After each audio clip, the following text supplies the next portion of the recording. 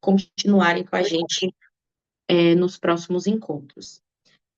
A ordem de falas, né? A gente vai começar com o Érico Rocha, que está representando o Ministério do Meio Ambiente, é o diretor substituto do Departamento de Políticas de Mitigação e Instrumentos de Implementação, e logo em seguida a gente vai passar para a Sueli Araújo, representando o Observatório do Clima, depois a gente segue com a Tassiana Steck, representando o Instituto Talanoa, depois o Nabil Kadri, representando o BNDES, depois a Gisele Brito, representando o Instituto de Referência Negra Peregum, e a gente finaliza com a Alessandra Cardoso, representando o INESC, tudo bem?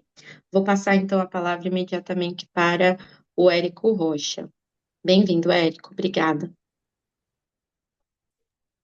Obrigado, Tainá. Bom dia a todas e todos. Vocês me ouvem bem?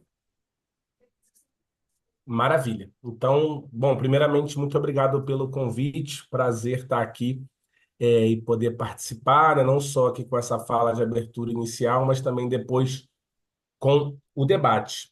E aí, acho que assim, né, desses 10, 15 minutinhos que eu tenho de fala, eu vou fazer mais uma exposição, e acho que queria um pouco trazer, né, em ano de COP30 no Brasil, né, não tem como a gente não falar disso, enfim, trazer um pouco do contexto global, né, o que a gente está discutindo globalmente em adaptação. Eu tive a oportunidade de estar lá em Bonn também e participar das negociações. Eu participo das negociações de financiamento climático, né, então a gente tem roadmap, né, de 1,3 trilhão, NCQG, etc. e tal.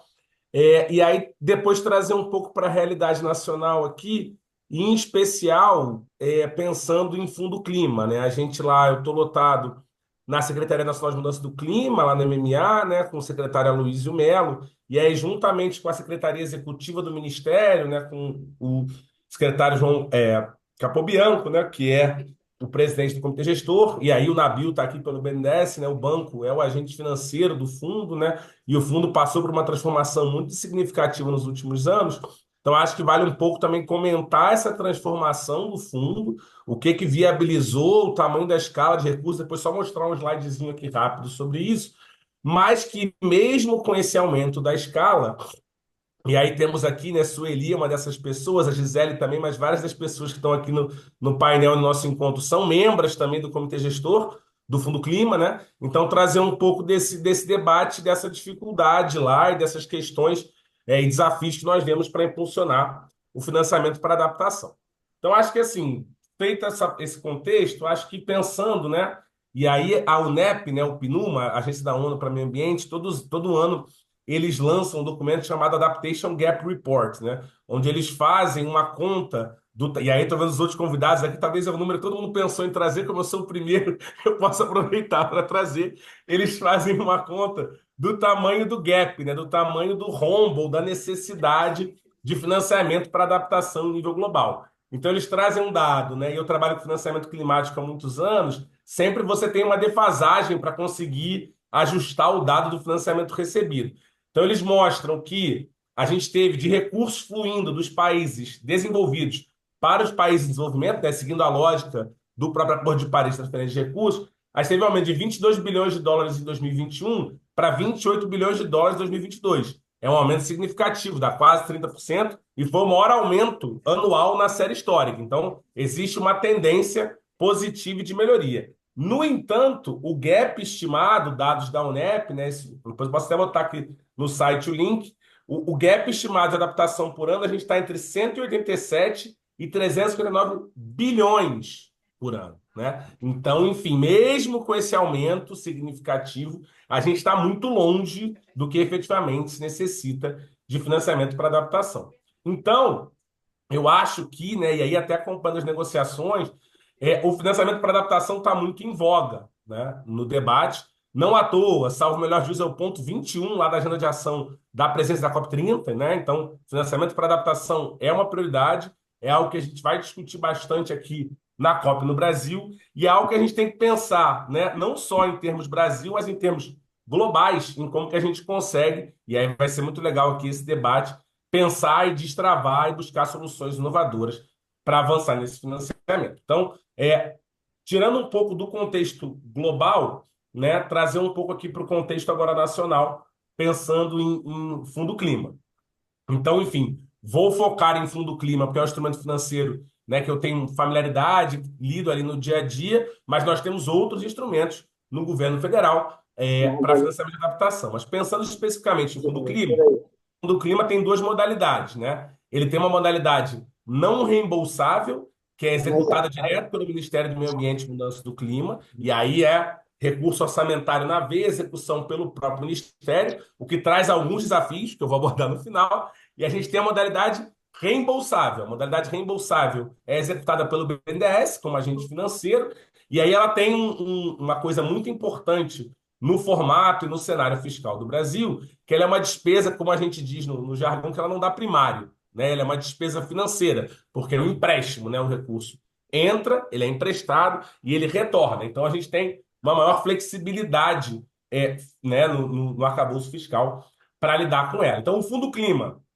ele remonta lá à PNMC, né, lá em 2009, quando o Brasil estabelece a sua política nacional de mudança do clima. Ele já traz o que à época era muito inovador, né? Hoje a gente fala muito de meios de implementação, mas há 15 anos atrás isso não estava tão em voga. O Brasil já traz um instrumento, né, de meio de implementação direto na sua PNMC, já traz a criação do Fundo Clima, ele é operacionalizado via decreto alguns anos depois. E aí, na modalidade reembolsável, se fizer a média entre ali 2011 e 2023, o fundo opera na casa de 400 milhões de reais por ano de orçamento, né? E aí, né, desde da volta, né, do início do mandato do presidente Lula, questão, né, climática de financiamento ganha bastante força, a gente tem o Plano de Transformação Ecológica do Ministério da Fazenda, a gente tem uma destinação bem grande de recursos para a pauta, a gente consegue, em parceria com o Ministério da Fazenda, com a Secretaria do Tesouro Nacional, mas também com outros, né, ministérios que compõem um comitê, chama Comitê de Finanças Soberanas Sustentáveis, a gente consegue fazer uma construção, né, para a primeira emissão de títulos verdes, né, soberana do Brasil. Então, é a primeira vez que a República Federativa do Brasil vai a mercado captar em títulos verdes. A gente já tinha tido emissão de títulos de empresas, né? Tinha tido outras captações, mas a República mesmo, a primeira vez que capta é lá em novembro de 23. Aí a gente faz uma captação de cerca de 2 bilhões de dólares, né? Uma captação bastante significativa. E aí, com a captação, a gente tem, né, um arranjo de aumentar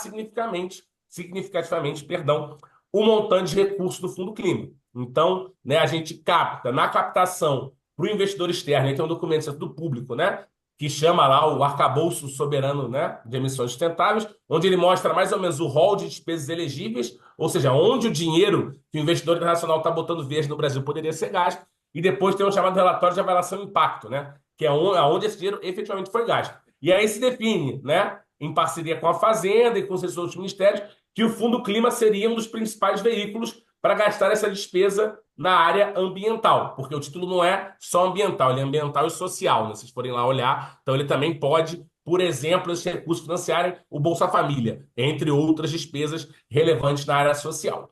Então, o fundo em 2024, ele sai desse patamar de 400 milhões para um patamar de 10,4 bilhões de reais, o que é mais de 30 vezes o recurso que a gente teve, em média, ao longo dos últimos anos, desde a criação do fundo, né? E nesse ano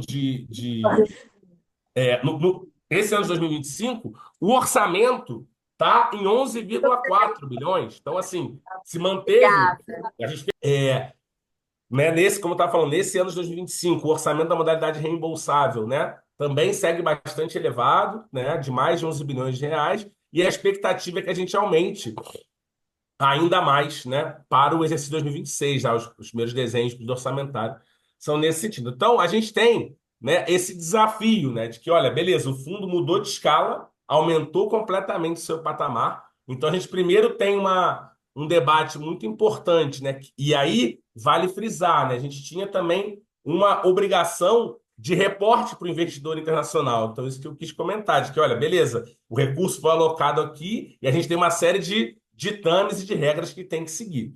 Então, e aí a gente tem um documento muito importante, que é o Plano Anual de Aplicação de Recursos, né, no fundo. A gente faz uma mudança relevante nele já em 23, para que em 24 ele fique, né, mais adequada à essa nova realidade do fundo, e de 24 para 25 esse documento a gente aprova ele todo ano, que é o documento que dá a elegibilidade, né, o que que você pode financiar com o fundo, e detalha as finalidades. Então, de 24 para 25 a gente melhora ainda mais esse documento, né? Então, em 25 agora a gente aprovou ele lá no comitê gestor, deixando ainda mais claro a prioridade para a adaptação, deixando mais explícito em adaptação o papel de soluções baseadas na natureza, dentre outras questões. E aí, trazendo agora para as dificuldades de adaptação, né, para pegar meus últimos 5 minutinhos. Eu acho que é isso. Pensando no Fundo Clima em geral, a gente teve esse desafio no primeiro ano, né, de conseguir operar nessa nova escala, né? Então, 2024 era, caramba, temos uma escala muito, mas muito maior, né? Que a gente precisa, né? Que essa escala, que esse fundo rode com velocidade, que aplique os recursos para não só a gente conseguir prestar contas para o investidor externo, como até internamente mesmo mostrar, olha, tem demanda para tudo isso. A gente consegue ter um fundo dessa robustez, né, e alocar em bons projetos. E aí acabou que no primeiro ano, até pela, e isso eu acho que outros palestrantes vão abordar também, própria maturidade dos projetos, né? A gente acabou tendo uma concentração maior em projetos, né, mais energias renováveis, energia solar, porque é o que já está mais pronto para o mercado, assim, o que roda mais rápido, né? E o que a gente tem visto? E aí, debatendo agora especificamente financiamento para adaptação. A finalidade, a gente tem uma finalidade um lá no PAR, que é uma finalidade para adaptação, que é prioritária para o Ministério do Meio Ambiente e Mudança do Clima. Então, ela tem taxas favoráveis, e a ideia é que a gente consiga aplicar esses recursos. Só que a gente vê aqui, acho que a gente vai poder detalhar isso, mas acho que três grandes dificuldades, assim, para que isso rode para adaptação. Isso foi um grande debate, né, lá no comitê gestor. Primeiro, isso aí no ano passado, isso foi importante, foi a própria questão do ciclo político, né? Então a gente está pensando aqui muito em operações com municípios, né? Estados, a gente teve uma questão de, né, especialmente municípios, de mudança do ciclo político, de dificuldade, até pelos próprios ditames da legislação, para a gente conseguir aplicar esses recursos. A segunda, e isso acho que a gente vai abordar bastante aqui, né, é a dificuldade de capacidade de pagamento dos municípios. Assim, eu vou pegar bem pela ótica pública aqui, acho que o privado alguém pode abordar a questão dos 500, mas não estou falando exclusivamente de Capag, tá? Para quem conhece aqui de Capag, que é a conta que o Tesouro Nacional faz para a gente, né, classificar os municípios e tal, mas a capacidade de obtenção de crédito mesmo. Acho que tem uma tradição, né, de que às vezes essa obra não vai, esse tipo de obra não vai ser uma obra que vai ser feita com empréstimo, vai ser uma obra que vai ser feita com orçamento direto e tal.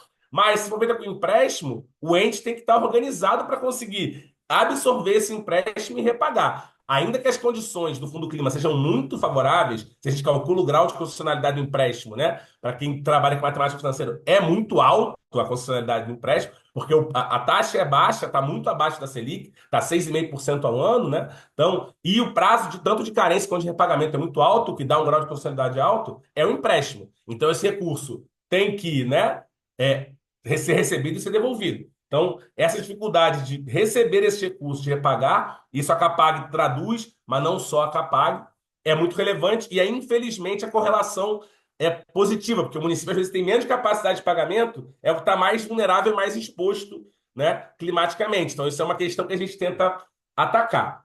E o terceiro ponto, e aí isso conversa com a modalidade não reembolsável do Fundo Clima, e eu fecho a minha fala, é a própria questão de dificuldade de estruturação de projetos. Isso eu acho que é algo que a gente tem muito forte. Eu sou originário do Tesouro Nacional, trabalhei muito tempo com Green Climate Funds, agora lá na SMC trabalhando com Adaptation Funds e tal. Boa parte desses fundos multilaterais, eles têm acoplados nas janelas, na possibilidade de desenvolvimento de projetos, uma janela que eles chamam de Project Preparation Facility, ou de Readiness, de apoio preparatório, ou de apoio para preparação de projetos. Que é meio que algo que, olha, beleza, olha aqui, você pega um recurso de doação, um recurso de menor monta para você conseguir desenvolver o seu projeto e a partir daí você consegue transformar isso num projeto, né, que vira um empréstimo ou bankable ou tal.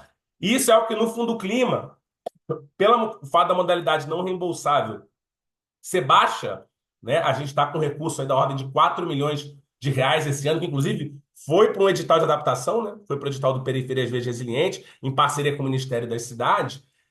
A gente não consegue fazer isso dentro do Fundo Clima diretamente. O BNDES, especialmente na área de cidades, né? Não sei se o Nabil vai comentar isso depois e tal, mas o BNDES Cidade está avançando para mecanismos financeiros inovadores que contemplem essa possibilidade, mas é uma dificuldade que a gente tem para avançar. Então, eu acho que fiz em 14 minutos aqui pelas minhas contas, e acho que passo aqui, prazer participar, vou continuar aqui para a gente seguir debatendo e passo a palavra de volta para você, Tainá. Obrigado.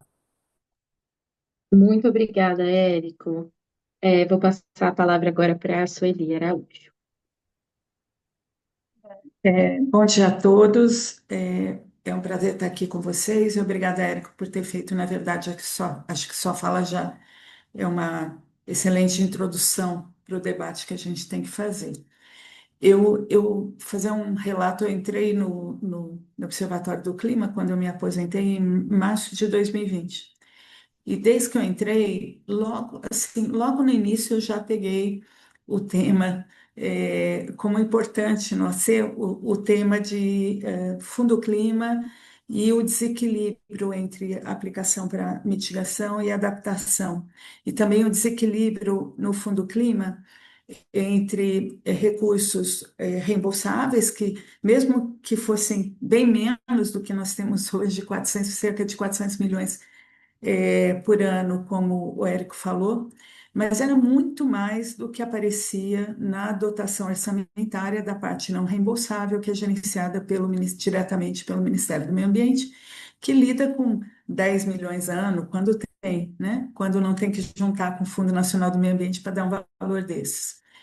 Então, é um tema que, desde 2020, deveria ser anterior ao AC, aí eu não, no AC, mas eu não acompanhei, mas desde o começo de 2020 ele está presente nas nossas discussões e ficou muito claro nos dados que foram levantados para a elaboração da DPF 708, da Arguição de Descumprimento de Preceito Fundamental 708, que foi relatada, essa é famosa, né, a primeira decisão do Supremo com clima na ementa, relatada de forma brilhante pelo ministro Barroso, e o Observatório do Clima trabalhou nessa minuta inicial, junto com os advogados dos partidos, e eu pessoalmente estive envolvida no levantamento de dados. Então, todos esses problemas estavam bem caracterizados, né?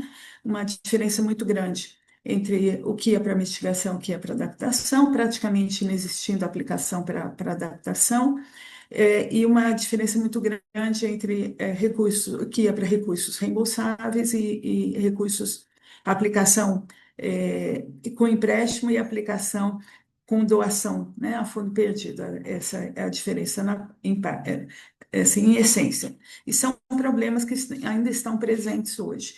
Tem um problema que a gente debatia já em 2020, que o Poder Executivo melhorou demais, o Fundo Clima melhorou muito nesse sentido, que é a concentração de recursos no Sul-Sudeste. Era absurdamente concentrado, havia como se fosse uma divisão de trabalho entre Fundo Clima e Fundo Amazônia, o que não faz muito sentido, porque tem outras regiões além da Amazônia que não estavam sendo beneficiadas, e isso com certeza está melhor atualmente, e o fundo tem destinado os recursos regionalmente de uma forma mais equilibrada, mais equitativa. Bom, qual é o problema, gente? Assim, reconhecendo todos os avanços, né? Nós tivemos o aumento de 30 vezes, se considerar os 10 bilhões, né, Érico? Porque se botar o Ecoinvest é mais ainda, né? Porque tivemos 3,4 bi no Fundo Clima no ano passado, esse ano temos cerca de 11 para os empréstimos, mas também temos acho que 10 bi no Ecoinvest. Então, é muito dinheiro, isso a gente tem que reconhecer. Esse valor destinado ao Fundo Clima, atualmente, ele é grande, mesmo quando a gente dolariza e compara com o que é feito por aí internamente em cada país. Então, é sim um grande avanço, mas a gente tem limitações derivadas assim, da característica dos recursos que estão sendo aportados. Então, são recursos onerosos, são recursos que não podem ser doados ao fundo perdido, né? E quando a gente fala em adaptação, muitas vezes nós vamos trabalhar com beneficiários que não têm capacidade de endividamento, mesmo em condições de pai para filho, que o BNDES faz, juros de longo prazo, pequenininho, em parte das linhas, né? Os juros é baixo mesmo, gente, mas tem um monte de municípios que estão em área de risco, que não têm condição de pegar, fazer empréstimo nenhum no governo, em nenhum banco, né? E isso coincide, infelizmente, ontem eu até estava conversando informalmente com o Érico, tem uma coincidência, quando a gente pega as áreas de risco mapeadas, né, o governo tem mapeamentos consistentes nesse sentido, e pegando para o Brasil todo, quando a gente cruza com a capacidade de endividamento dos governos locais, é muito complicada a situação, né? E nós defendemos, nós sei que essa discussão tem que ser feita, que o governo tem que assumir as limitações, né? Porque todos nós achamos que os avanços foram grandes, mas nós estamos em época de plena crise climática, com eventos extremos toda hora. Nós estamos numa hora estamos num momento em que nós temos que discutir recursos direcionados à adaptação que possam ser destinados a fundo perdido. A parcela do Fundo Clima de não reembolsáveis, ela é muito pequena. A gente podia conversar no maior equilíbrio aí dos recursos, mas o Ministério do Meio Ambiente e o Érico sabem muito bem disso, não tem governança suficiente, não tem estrutura suficiente para gerenciar um volume muito grande de recursos, né? A equipe, ela já faz o que pode hoje, né? Com os recursos não reembolsáveis em valores pequenos, né? Faz os editais, procura complementar, se esforça da melhor forma possível, e são todas pessoas super dedicadas, mas se colocar muito recurso lá, e adaptação precisa de muito recurso, provavelmente isso não vai funcionar bem. Então, está na hora de debater. Eu acho que são duas coisas. Como aumentar os recursos, e elas são complementares, elas não são excludentes. Como aumentar os recursos direcionados à adaptação no Fundo Clima, tem no planejamento anual, mas na prática, o que está indo ainda continua, inclusive esse ano, eu só olhei até maio. Inclusive, esse ano, o que está sendo investido na parte reembolsável é basicamente mitigação. Então, isso precisa ser resolvido. A gente precisa garantir que dentro do Fundo Clima, desses 10, 11 bi que vai ter esse ano, e no ano que vem e nos próximos, que haja maior equilíbrio entre mitigação e adaptação, mas também precisamos debater recursos a fundo perdido para adaptação. Isso é urgente, e acho que nós temos que tentar criar, assim, tentar inovar, pode pegar o recurso do que está depositado no Fundo Clima e o rendimento bota para fundo perdido? Pode, mas esse volume de recurso não vai ser suficiente. Uma das discussões, e é só uma sugestão para debate, que o Observatório do Clima tem colocado, e não é de agora, já tem uns anos, desde as discussões na época do governo de transição, já surgiu, assim, nas reuniões já surgiu sugestão nesse sentido, é a possibilidade de criar um Fundo Nacional de Adaptação aos moldes do Fundo Amazônia, alguma coisa nessa linha, de dinheiro que possa ser doado, né? Nós não temos a solução mágica para isso, como de onde tirar os recursos, como estruturar, mas nós achamos que é uma discussão necessária, e ela não compete com a questão de garantia de maior equilíbrio entre os recursos para adaptação e para mitigação no Fundo Clima. São coisas que se somam, é bastante importante entender isso. Mas, em essência, a nossa preocupação com qualquer que seja a conformação jurídica ou o nome que vá se dar, é que nós tenhamos recursos significativos, relevantes, para a destinação, para a adaptação, com recursos não reembolsáveis, e que sejam priorizados os municípios em áreas de risco, os projetos comunitários também em área de risco. Então, o que nós propomos é que esse debate seja feito, e que o governo nos ajude, né? Que na verdade a gente quer ajudar o governo, quer participar desse debate, para que a gente possa mudar a cara, né, das políticas de adaptação que estão sendo feitas no âmbito do governo, que não se restringem à questão do Fundo Clima, tem ações importantes no Ministério das Cidades, isso não é restrito à questão financeira, né? Mas nós realmente demandamos e pedimos uma atenção máxima à necessidade não só do equilíbrio entre adaptação, então, para resumir, e mitigação no Fundo Clima, mas também de garantia de recursos a fundo perdido para as áreas de risco. Sejam recursos orçamentários, tem, mas tem pouco demais, é muito pouco.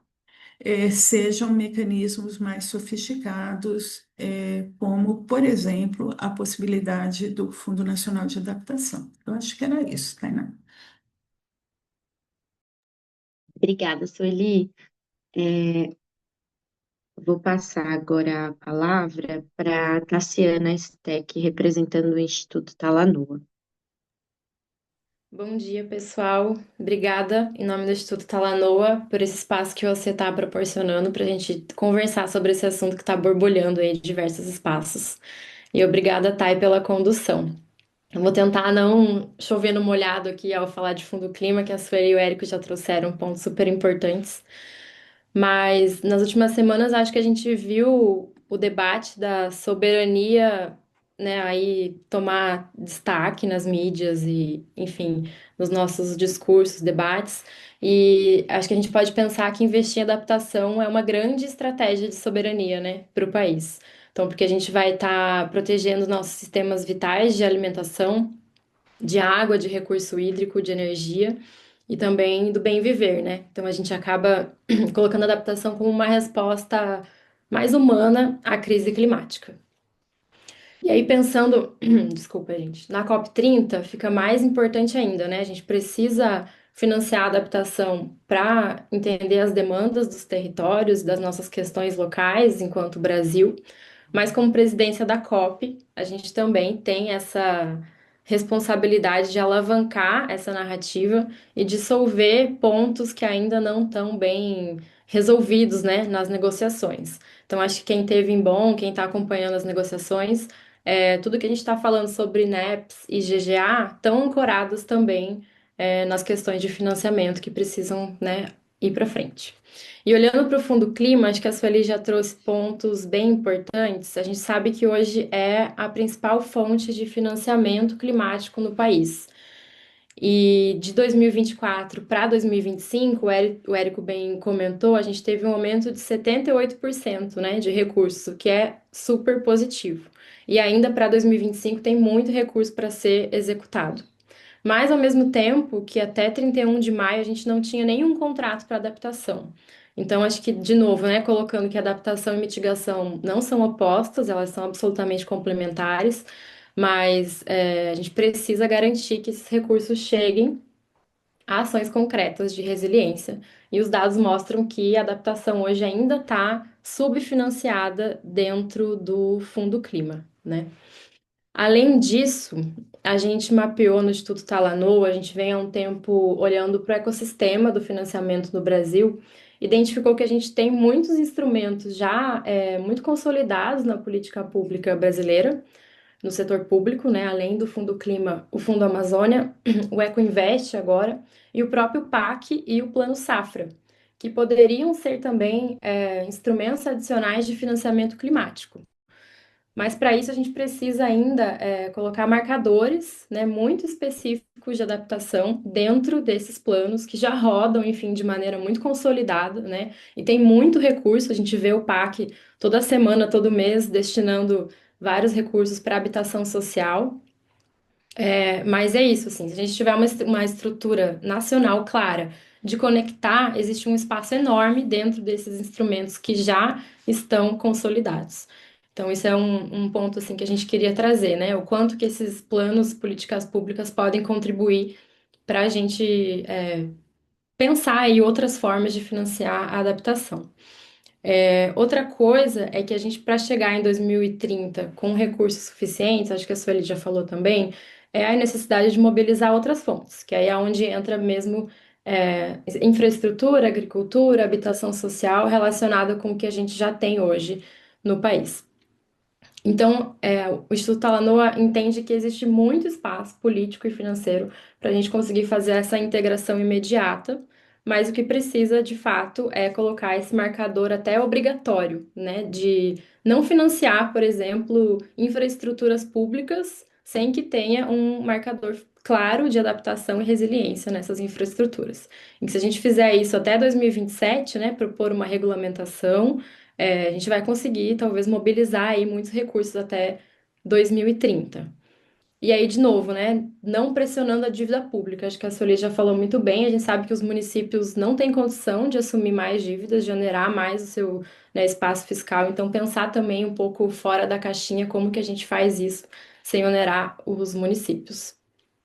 Um outro ponto que eu queria trazer é que quando o governo sinaliza investimentos públicos em resiliência e adaptação, ele também mostra para o setor privado que dá para escalar investimentos alinhados, tanto com as NDCs quanto com os nossos planos nacionais de adaptação, né? Então é um sinal que ajuda todo mundo, tanto o financiamento público quanto a gente traz para a discussão o financiamento privado para a adaptação climática.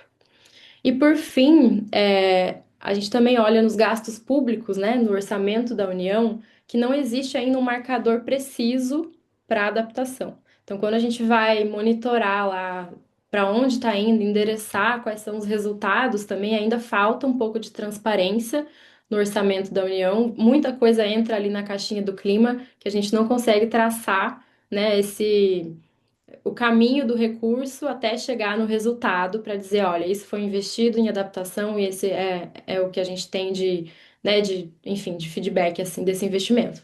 Então, acho que isso é um ponto que a gente queria trazer, o quanto precisa de mais transparência para deixar essas despesas menos dispersas dentro do orçamento todo da União. E fora isso, ainda pensando mais fora da caixinha, para a gente pensar em soluções inovadoras de mobilização, as vias de financiamento direto, né, facilitando o acesso aos povos indígenas, às comunidades tradicionais, que já têm e já podem também desenvolver fundos autônomos para fazer que a adaptação chegue nessas questões locais e territoriais. Acho que era isso, gente. Obrigada. Muito obrigada, Tassiana. Agora eu gostaria de passar a palavra para Nabil Kadri, representando o BNDES. Bom dia, gente. Todo mundo conseguindo me ouvir bem? Primeiro, agradecer o convite do Observatório. Vocês sabem o quanto a gente tem o interesse de não só debater o que tem sido feito, pensado sobre as ações de financiamento climático como um todo, como também contribuir de forma direta para que as soluções elas sejam viabilizadas. Assim como a Sueli, né, é, eu, todo mundo conhece o histórico, sabe o quanto que eu tenho acompanhado e trabalhado na pauta do financiamento climático na última década, e o quanto que eu fico feliz de ver os avanços que a gente conseguiu imprimir, principalmente nos últimos 2 anos e meio, em função da mudança de escala dos recursos, não só do Fundo Clima, mas para o financiamento climático em geral. Ao mesmo tempo, eu fico muito, sabe, assim, eu acho que a palavra é triste. Eu queria até usar outra palavra, mas a palavra é triste. Quando a gente estava no processo de negociação de diversas fontes de financiamento, a gente sempre tinha um trabalho muito forte e muito centrado na questão da mitigação, com uma perspectiva de que a gente não teria uma situação tão alarmante como a gente tem visto nos últimos, principalmente, 5 anos de eventos climáticos extremos cada vez mais frequentes, cada vez mais fortes. Apesar de todos os prognósticos, sempre uma dedicação, né, muito firme para conter as emissões e a gente evitar esse modo em que a Terra entrou, né, de emergência climática, em que a gente, além de investir, continuar aumentando a escala de modelos transformadores de mitigação, a gente também ter não só que lidar com investimentos grandes e bastante necessários na adaptação, e já conversando também sobre perdas e danos, em reconstrução, em como ter um outro padrão de território frente não só ao clima extremo que está mudando, mas também as consequências desses fenômenos nas vidas das pessoas e no modo de produção. Tem um fator importante que eu acho que vale a gente é, refletir juntos aqui, pensar quais são os melhores caminhos. Os investimentos em mitigação, boa parte das vezes, quando eles são vistos, por exemplo, no uso dos recursos pelas instituições financeiras como um todo, não só o BNDES, mas aí o setor financeiro como um todo, quando apoia projetos, tipicamente são projetos apoiados e aprovados com agentes privados, numa lógica de mercado muito forte, de tecnologias, de setores que estão se desenvolvendo. Então, tem uma participação do setor privado muito grande, seja do ponto de vista setorial, de organização de setores. Então, quando a gente vê o avanço das energias renováveis, quando a gente vê o avanço de modelos de transporte, quando a gente vê muitas das agendas vinculadas à mitigação, você tem uma organização do setor privado muito clara, muito de posicionamento, de apresentação das propostas, de aprovação, de execução, que dá um dinamismo que é muito distinto de quando a gente trabalha com projetos e com setores que tipicamente tem o setor público como principal drive de apresentação de projetos, né? Então, existe talvez um debate que precisa ser feito, e eu acho que a gente precisa amadurecer, de certa forma, essa discussão. Qual é o papel do setor privado dentro da agenda de adaptação? Quais são os investimentos esperados ou os modelos de negócio vinculados a propostas a serem apoiadas de crédito, aqui estou falando de crédito, via setor privado? E o que é a responsabilidade e o que são projetos nitidamente ou tipicamente executados por governos estaduais, governos municipais? Então, existe uma diferença de dinâmica entre as duas modalidades, quando a gente compreende quem é o principal propositor. Então, não são iguais. O fluxo, por exemplo, contratual, ainda bem que o Érico está aqui, já falou que ele é do Tesouro, ele não vai me deixar falar isso sozinho. O trâmite, por exemplo, de aprovação de uma operação com ente público depende de autorizações do Tesouro Federal, depende de existência de limites da Lei de Responsabilidade Fiscal.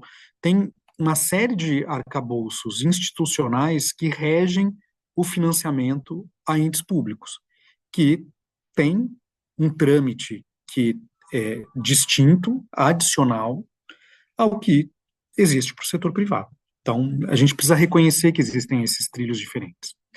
Reconhecendo esses trilhos diferentes e reconhecendo qual é o papel exato e quais atores nesse processo, eu acho que fica também um pouco mais claro como que a gente pode adotar estratégias de aumento desse financiamento. Porque, por um lado, durante muito tempo a gente tinha uma discussão sobre escala, e também aqui todo mundo sabe o quanto que eu era um grande defensor do aumento da escala de recursos, por exemplo, para o Fundo Nacional de Mudança do Clima, o Fundo Clima.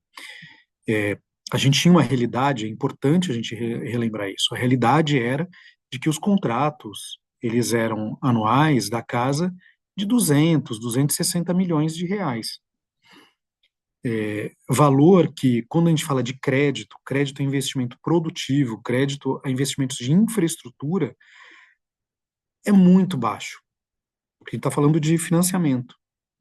Uma linha nova de metrô que tira milhões de carros das ruas custa na faixa de 7 bi, 10 bi. Assim, a gente está falando de outra escala. Então, hoje a gente tem uma realidade do Fundo Nacional de Mudança do Clima de 10 bi ao ano, de 20 bi ao ano, mas que ainda, se a gente incorpora outras agendas de infraestrutura de médio e longo prazo, de mudança estrutural, vão demandar ainda maiores alocações anuais para que a gente consiga fazer a transformação que a gente precisa. E quando a adaptação entra como principalmente grandes investimentos vinculados a infraestruturas urbanas, por exemplo, isso ganha uma escala completamente diferente.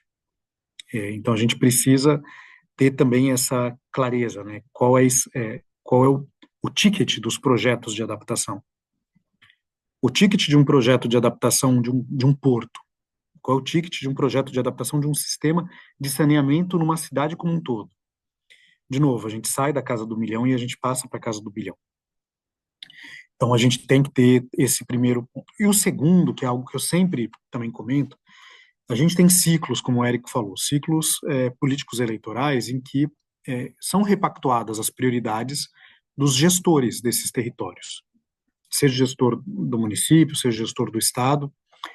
Eu, por exemplo, fico muito surpreso como a gente ainda não tem na mão, numa mesa de reunião, numa fala pública, autoridades públicas que tenham clareza de quais são, por exemplo, os 5 principais investimentos de adaptação que precisam ser feitos no seu território. 5, podia ter assim, 5. Olha, eu preciso de recursos, e aí a mobilização e busca de recursos, sejam nacionais, internacionais, para viabilizar esses projetos, ganha uma outra atração. Quando a gente fala também de adaptação, é importante a gente lembrar que eles são baseados em modelos de risco. Então, como a gente consegue identificar quais são as regiões que mais precisam de investimentos em adaptação e quais investimentos de adaptação? Demanda uma série de estudos ou mesmo de informações num sistema de gestão de risco que é precedente ao investimento, para também não fazer um investimento milionário, bilionário e ele ser pouco efetivo e não resolutivo em relação à questão de futuro, porque quando a gente fala em adaptação, a gente fala em cenários de futuro. Então, como que a gente integra esses sistemas de avaliação de risco climático no território? Para identificar, para aquela região específica, porque a gente está falando de um território, então é um olhar territorial, então para aquele território, quais são os riscos mais eminentes na próxima década, em que regiões dentro desse território, para aí sim você ter uma carteira de projetos que venha a ser financiada. Nós, atentos a essa situação, né, o banco ele ganhou escala. O BNDES tem 73 anos de existência, né? Mas a gente ganhou escala numa área importante do banco, que é a de estruturação de projetos, nos últimos mais ou menos 7 anos, 6, 7 anos, com criação de unidades específicas, dando suporte para a elaboração dessas iniciativas. E recentemente, e eu digo no começo desse ano, o lançamento de uma iniciativa bastante inovadora do ponto de vista de financiamento, e não só financiamento climático, que é fazer em paralelo os fluxos tanto de estruturação das soluções de cidades mais resilientes, com os instrumentos financeiros que vão apoiar aquele projeto. E por que isso é importante? Como que era tradicionalmente feito? Você tinha todo um processo de estruturação que era feito, que precisava ser finalizado. No momento que ele era finalizado, iniciava o processo de concessão de crédito, que aí é um outro processo, com equipes separadas. O que a gente reconheceu? Que a gente não tem mais tempo. O principal ponto é, não temos mais tempo. A gente precisa reduzir esses prazos. Então, a gente criou um produto específico, novo, para atendimento a municípios, entes públicos, que precisam tanto ter a sua estruturação do projeto, quanto financiamento. E esses dois caminhos andam em paralelo, para que na hora que os estudos e o projeto estiver pronto e estruturado, a linha de financiamento já esteja aprovada no Tesouro Nacional, já esteja na Lei de Responsabilidade Fiscal, tudo andando junto para que a gente consiga encurtar esses prazos e ter o que a gente também quer, que esse financiamento, a adaptação, cresça em escala, chegue principalmente nos territórios onde há um risco eminente mais claro, com um número de pessoas e vidas envolvidas não assim, muito significativo. Então, assim, a gente tem que ter a clareza de que a escala ela tem que vir com um fator de redução de tempo desses trâmites.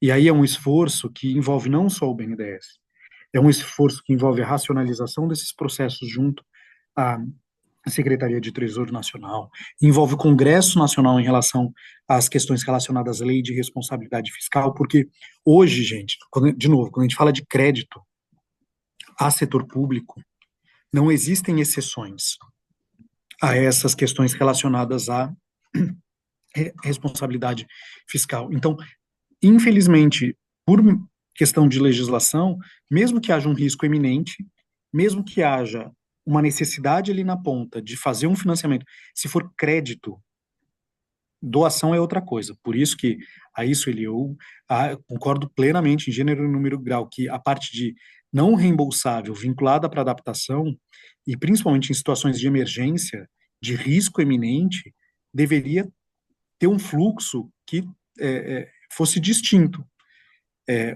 Mas hoje é assim, a gente tem que percorrer todos esses processos. Tem que ter margem, tem que ter espaço fiscal e assim por diante. Então, eu acho que é necessário fazer um debate que considere esses dois aspectos, e aí finalizando minha fala. O primeiro aspecto é o que é responsabilidade e motivador de um investimento privado na agenda de adaptação, que é mais rápido, dinâmico e que a gente consegue avançar de maneira bastante rápida. E, por outro lado, como que a gente consegue ganhar escala, tendo em vista todo o arcabouço jurídico e institucional de, um lado, estruturação de projetos de base territorial com entes públicos, vis-à-vis as regras de crédito e financiamento a esses atores. Então, é um conjunto de ações que a gente precisa fazer para conseguir ganhar uma escala e uma atração diferente do que a gente tem hoje. E, de novo, enquanto a gente não tiver uma carteira de projetos clara e bastante transparente desses territórios para esses riscos eminentes, a gente também fica um pouco, tem o dinheiro, mas não tem projeto, então, assim, como fazer tudo junto? A gente está fazendo uma primeira grande entrega, que é o BNDES Cidades Resilientes, juntando as duas coisas, estruturação e crédito, para a gente conseguir chegar ali na ponta. E a gente espera que a gente consiga ter o resultado já em breve para demonstrar essa mudança de estratégia. Tá bom? Obrigado, gente. Muito obrigada, Nabil. Vou passar agora a palavra para a Gisele Brito, representando o Instituto de Referência Negra Peregu. Opa, pode começar, gente. Obrigada, Thay. Bom dia para todo mundo. Prazer estar aqui. Obrigada pelo convite. Já foi dito, né? Eu estou aqui, sou do Instituto de Referência Negra Peregum, que é uma organização do movimento negro, e sou suplente, né? Tenho representado o Estado, né? No Fundo Clima, que é a cadeira que é do movimento negro, da Coalizão Negra por Direitos, né? Bom, eu vou um pouco... Foi bom, né? Porque eu acho que deu alguns ganchos aqui para estruturar minha fala, mas a gente participou, né, do debate sobre o PAA desse ano. Na verdade, temos participado aí desde o início dessa gestão, e vou trazer algumas discussões que já foram feitas lá, e acho que é um ambiente interessante para a gente trazer aqui. A gente tem feito uma incidência, né, especialmente relacionada à questão do racismo ambiental, ao enfrentamento do racismo ambiental, da justiça climática, pensando muito também no ambiente urbano, né, nas questões urbanas. No último par, eu acho que a gente conseguiu alguns avanços, reconhecendo aqui tudo que já foi dito, né, sobre avanços do volume de recursos, mas a gente precisou fazer alguma incidência, né, para que o que aparecia ali no PAR, que é orientador, né, desses recursos, condizessem com essas narrativas que têm sido alavancadas, né, pelo governo federal, que é algo muito importante em termos do que é justiça climática, né, dos compromissos com justiça climática, do enfrentamento às questões de racismo ambiental, enfim, dos princípios de justiça climática. Isso parecia pouco ali, né, no início, e a gente tem dito bastante, ainda isso parece bastante deficiente, né, formas do que é esse racismo, essa justiça climática, para além do alavancamento dessas narrativas, né? Então, acho que a gente precisa de parâmetros um pouco mais objetivos para isso, né? O que significa justiça climática? E a gente está falando de adaptação aqui, de financiamento para adaptação, isso é fundamental. Eu fiquei gosto de contar que quando eu cheguei no fundo, né, fui ver ali os primeiros investimentos que ainda eram na outra gestão, e isso explica muito, mas os investimentos, por exemplo, tinha investimento na área para uma empresa de empréstimos de bicicleta aqui de São Paulo, né? E tinha lá um número que indicava ali a redução, né, de emissões, mas claramente aquilo não está impregnado de justiça climática, né? Se a gente for pensar assim, simplesmente da onde que estavam distribuídos os postos de empréstimo daquela bicicleta, a gente já ia saber que aquilo não atingia nem diminuía as emissões em territórios mais vulneráveis, nem atendia aquela população. Então, a ausência de ter um parâmetro aí do que é essa justiça climática, ela é preocupante. Eu acho que a gente precisa avançar bastante nisso. E isso é importante porque também outra coisa que a gente tem trabalhado bastante é a ideia de que os riscos, né, a vulnerabilidade, os riscos geológicos, os riscos estão dados, né? Eles podem ser mapeados e estão presentes na cidade, mas a gente também observa muito uma produção de riscos a partir de intervenção. E isso também nos preocupa, porque eles são bastante também vulnerabiliza essa questão da justiça climática, né?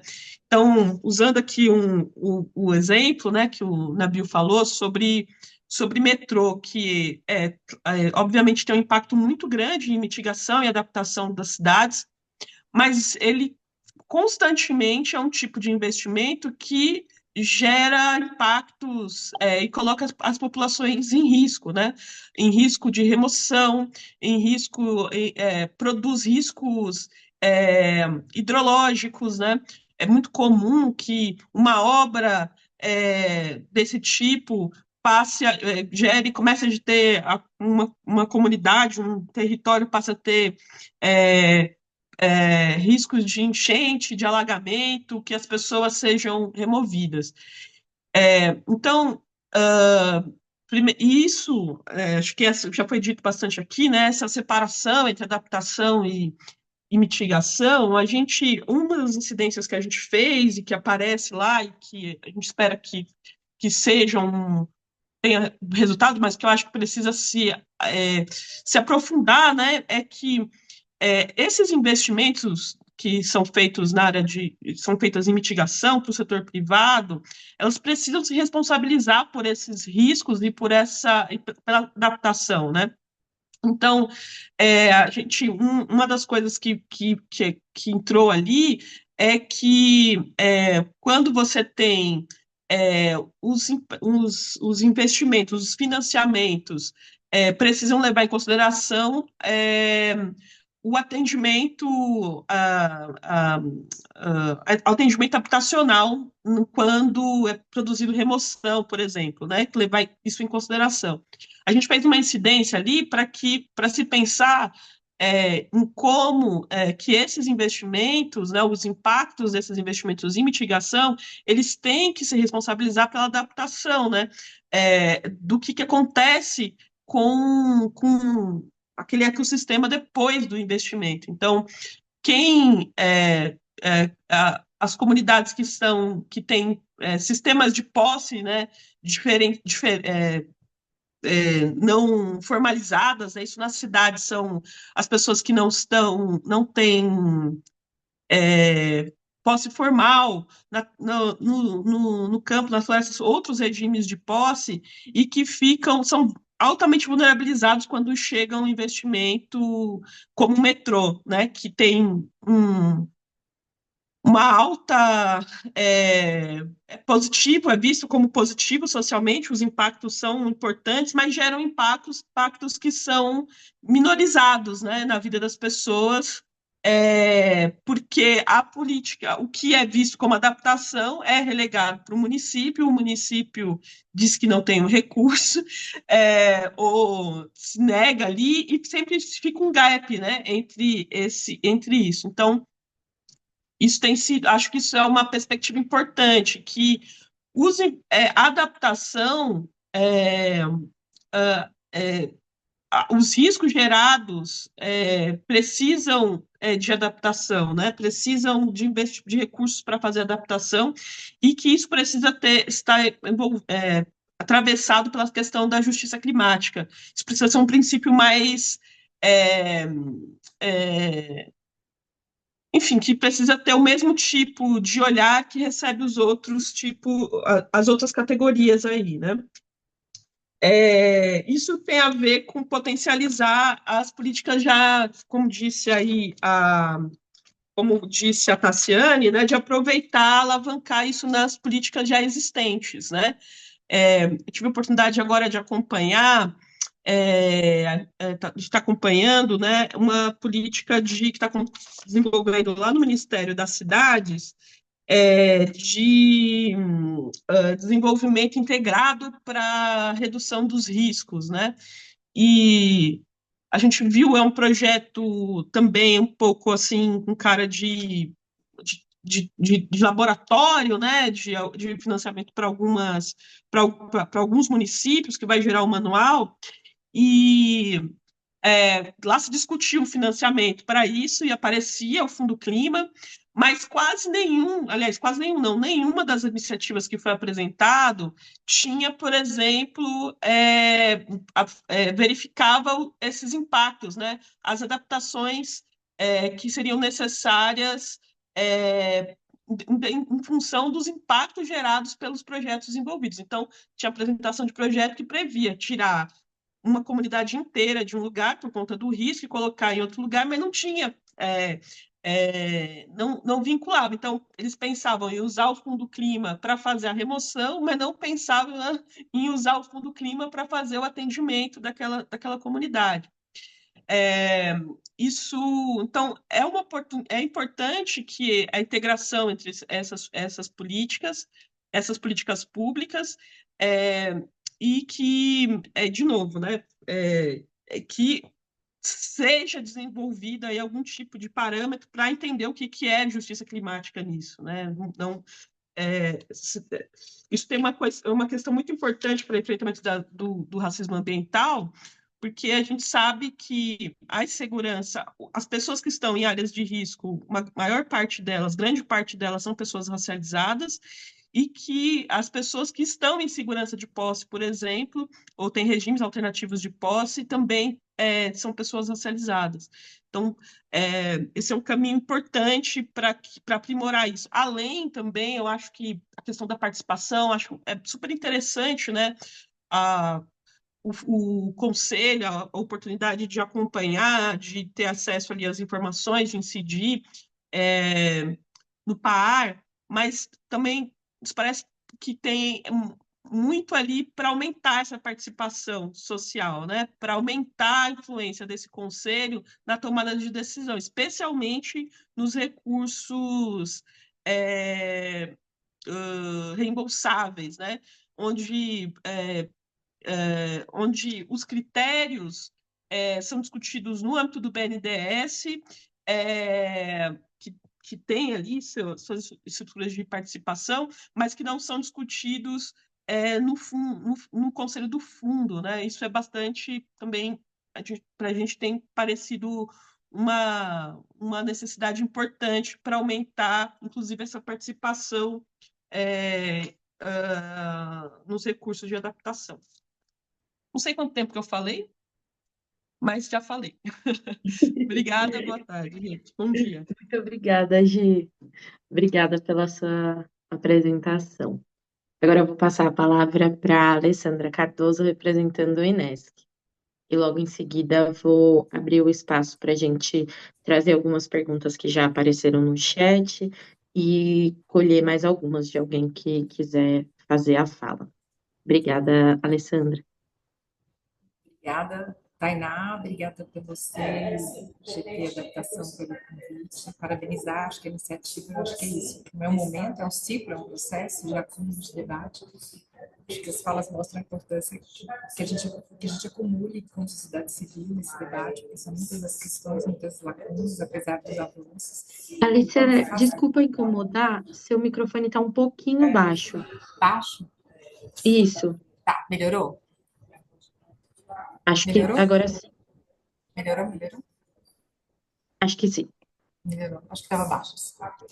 Então, acho que deu para pegar os agradecimentos pelo convite, acho que parabenizar a iniciativa, eu acho que tem um ciclo aí, né? Eu achei muito interessante a proposta. E eu acho que, assim, a contribuição do Inesc, acho que vai na direção de reforçar algumas questões que foram ditas, eu até preparei uma pequena apresentação, mas acho que no meu caso, acho que esse momento é um momento realmente de debate, de trazer diferentes acúmulos, olhares e provocações também. Então, depois eu até posso colocar à disposição, Tainá, lá do grupo, se for o caso, os pontos que nós estamos trazendo para o Inesc. Eu acho que a primeira questão que eu queria colocar, eu gostei muito de vários pontos de todas as falas anteriores, eu acho que é só complementar algumas coisas e realmente mostrar o quanto a gente está nesse processo de acúmulo. E, como disse a Sueli também, reconhecimento que existe um campo de inovação, de esforço do governo para realmente desenvolver mecanismos, instrumentos, canais, meios de implementação. Recentemente eu estava olhando também a Estratégia Nacional de Mitigação, dá para ver que existe esse esforço, né, inclusive para os planos setoriais. Acho que a adaptação tem um grande desafio, realmente, de também trazer com mais objetividade os meios de implementação, mas eu acho que, em linhas gerais, o panorama geral e o contexto já está dado. Então, eu acho que é importante, as falas trouxeram isso, acho que isso é importante reconhecer. O que tem nos preocupado muito, assim, nessa discussão, e nessa também que tem acompanhado há bastante tempo, essa questão do financiamento, obviamente, primeiro e originalmente pelo DNA da instituição, pela questão do orçamento público, mas cada vez mais olhando também para as fontes extra-orçamentárias, para esse grande desafio que é entender, equacionar e realmente apontar os grandes desafios para o financiamento climático como todo, é que cada vez mais é uma tarefa inglória, né? Então, tem vários estudos aí, porque mostram que esses arranjos que a gente chama de financiamento climático, eles são cada vez mais multifontes, multiatores, multi-governança, multi-esquemas e multi-atores, que tem sido muito desafiador acompanhar. Então, acho que tem uma dimensão aí realmente do quanto essa fragmentação dessas diferentes governanças, para além das fontes dos arranjos e essa diversidade, traz desafios também para a transparência, para a gente que quer, como sociedade civil, acompanhar e monitorar e dizer, olha, né, estamos avançando, olha, é preciso se avançar mais aqui, como é que a gente olha, como é que a gente avalia. Acho que o Talanoa tem feito um esforço bastante interessante nesse sentido, de trazer o que seria esse ecossistema do financiamento climático, você também, o Inesc também, em outra medida, mas eu acho que o que a gente está vendo é que essa diversidade de fontes, canais, e-mails e governanças torna esse desafio até para identificar aquilo que o Nabil falou, que é fundamental. Onde o privado está chegando, onde o público está chegando, onde está faltando recursos. Então, acho que esses mecanismos de governança e transparência, eles precisam, de fato, serem aperfeiçoados na direção de não só prestar contas, mas de fazer com que realmente esses mecanismos tenham arranjos que sejam complementares para que eles cheguem onde precisam chegar. E aí, assim, o Fundo Clima acho que é o melhor exemplo, né? Se a gente for ver o arranjo que está por trás do Fundo Clima, que o Henrique trouxe bastante, né? Primeiro ele sai lá de 400 milhões, agora já está em 20. Uma parte substancial que foi alavancada via títulos soberanos sustentáveis, que são para meio ambiente e para investimentos sociais, que tem um mecanismo também de governança e transparência que, em tese, tem que ser prestada conta no sentido de que esses recursos contribuam e respondam aos objetivos da estratégia de captação. Então, isso já é um arranjo super complexo. E agora temos, desde o ano passado, esse arranjo que se complexifica ainda mais com o arranjo do Ecoinvest, que aí não é só o BNDES, são os bancos privados operando uma outra parte desse bloco de financiamentos e de financiamentos privados, que também tem uma governança que está seguindo em paralelo. Eu estou trazendo esses exemplos que já foram colocados aqui para mostrar o quanto tem sido desafiador olhar essa perspectiva do financiamento climático e com a lente que a Sueli também já trouxe, que é a nossa desde há alguns anos, que é onde estão os recursos, essa divisão entre adaptação e mitigação, que acho que é um grande desafio, e essa questão entre o que é reembolsável e não reembolsável. E aí eu queria trazer a fala mais, já para complementar aqui, já que muitos falaram sobre o Fundo Clima e os desafios, inclusive no sentido de que o par cada vez mais seja aderente e responsivo a esses desafios que já foram colocados. Eu queria trazer aqui a questão do recurso do orçamento público, do investimento privado, do financiamento, desculpa, do orçamento do financiamento público, seja para por mecanismos de endividamento, seja por mecanismos não reembolsáveis.